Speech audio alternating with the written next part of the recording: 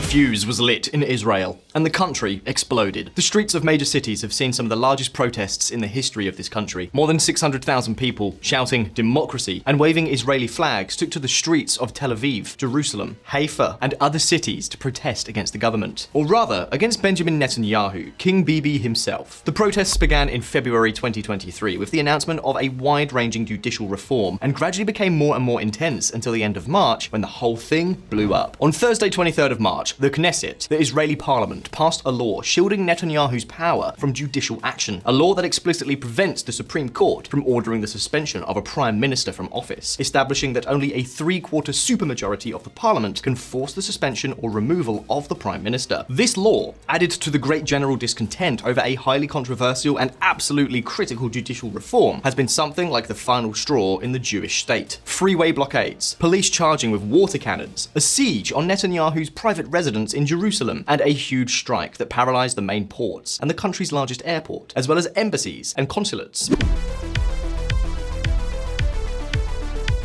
Although the protests have been so far mainly peaceful and very orderly, at times everything seemed to indicate that Israel was on the verge of a much more serious social outburst. An explosion that, even at the time of making this video, cannot be entirely ruled out. And no, we are hardly the only ones who think so. Take a look. Ex-IEF chief Netanyahu declared civil war. Yes, it may be an exaggeration to talk in terms of civil war, but the truth is that the ideological and religious division, along with the dissatisfaction with the current politicians that a large proportion of the country is experiencing, has now been compounded by the apparently more authoritarian version of Netanyahu. For many, King Bibi seems to want to become God Bibi. Now, why is it that a prime minister who has led the Jewish state for most of this century, and who has achieved enormous economic and social successes for his country, suddenly seems to have fallen from grace?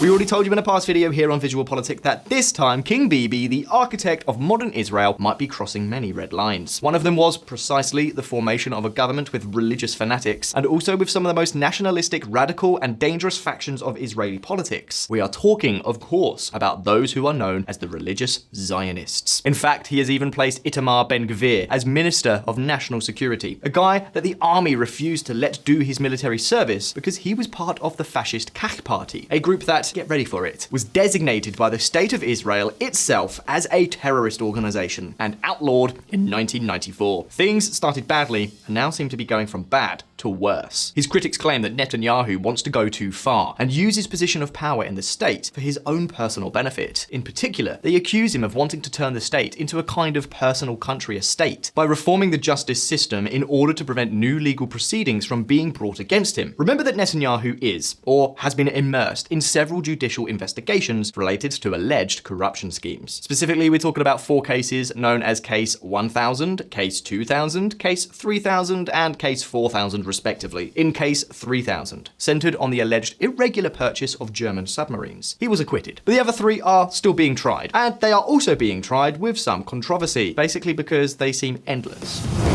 10th of February 2023. 3 years in, Netanyahu's trial has no end in sight. Some jurists say the judges in the Netanyahu cases are allowing the proceedings to drag on too long. In fact, according to Netanyahu's own point of view, as well as that of numerous jurists in his entourage, the judges are deliberately dragging out the judicial process in order to harm him, so that the shadow of corruption will continue to fall over him.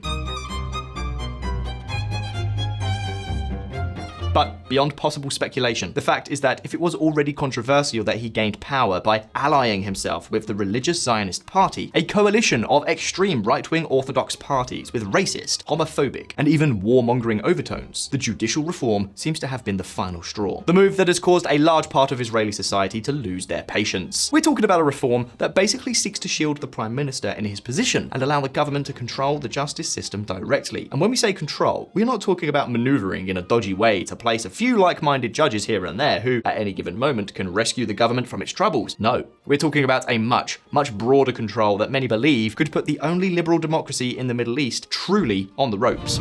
Netanyahu finally went too far. Benjamin Netanyahu's reforms trigger backlash in US from ardent Israel supporters. The reform is necessary and we will carry it out, but not at the price of civil war. Nir Barkat, Minister of Economy for the State of Israel. On the table is a reform that would make the controversial judicial changes of Orban in Hungary or PIS in Poland look like a kid's game. Like total amateurs in the dubious art of wanting a hand in justice. But what exactly is it that has mobilized so many Israelis against these changes? What exactly is the reform that Netanyahu wants to pass sooner or later? Why was it only at the end of March when the protests in the streets against the government intensified? Well, we're going to tell you all these things and more in this video, so pay close attention.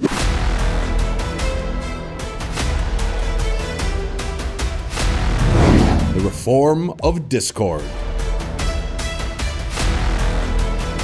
There is something that everyone in Israel knew, but perhaps not so many people thought would be so blatant. Yes, it was known that behind Netanyahu's drive to return to power was the pursuit of his certain personal benefits. But few would have imagined that within a few months of returning to power, and hand in hand with some of the most radical parties in Israel's political history, Bibi would go this far. And VisualPolitik fans, the truth is that the reform, promoted directly by the Minister of Justice, Yariv Levin, of Likud, Netanyahu's party, but also supported and promoted by his radical government partners, would allow the Israeli executive to control the judiciary almost completely. But let's take a look at what exactly is at stake.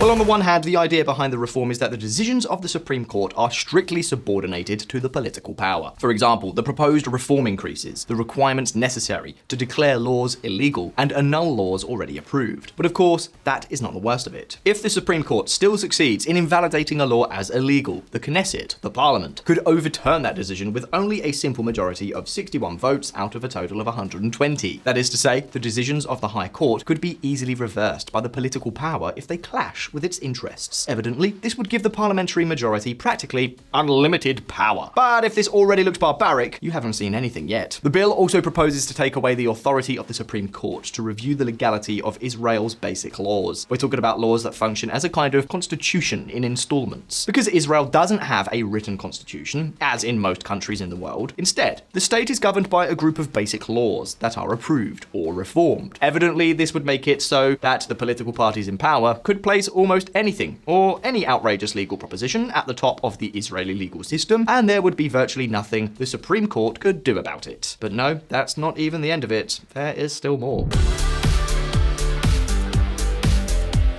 Obviously, any good judicial reform to control the courts would not be complete without also trying to control the judges. And no, the bill does not forget this point either. The reform also proposes changes in the way judges are elected. Specifically, it was intended to change the power held by the Judicial Selection Committee, which is the body that appoints judges to Israeli courts. Currently, this committee is made up of a motley mix of government members, politicians, judges, and jurists, designed to ensure that no one of the three groups ever has a majority when it comes to making a choice. The purpose of the reform is to precisely eliminate two representatives of the Israel Bar Association so that the members of the Judicial Selection Committee representing the government or the government coalition will have 5 out of 9 votes. In this way, control over the appointment of judges throughout the country would effectively be in the hands of the government. Don't say they didn't think it through.